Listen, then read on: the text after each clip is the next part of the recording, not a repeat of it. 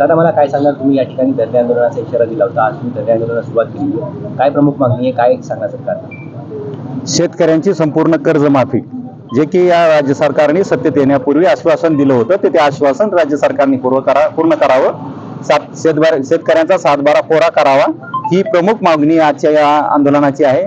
जिल्ह्यातल्या मागण्यांच्या अनुषंगानं सप्टेंबर महिन्याच्या पहिल्या आठवड्यात अतिवृष्टी होऊन खरीप पिकांचं अतोनात नुकसान झालेलं आहे। त्या नुकसानीचा 412 कोटीचा अहवाल राज्य सरकारला गेला होता।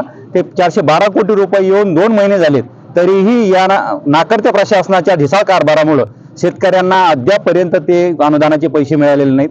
दुसरा एक महत्त्वाचा विषय की आमचा अग्रिम पीक विमा, खरीप पिकांचा नुकसानीच्या ज्या तक्रारी झाल्यात आणि अग्रिम पीक विमा जो 25% मंजूर केलेला होता, तर तो 270 कोटी रुपये पीक विमा मंजूर असतानाही अद्यापपर्यंत विमा कंपनीना तो शेतकऱ्यांच्या खात्यावर वर्ग केलेला नाही।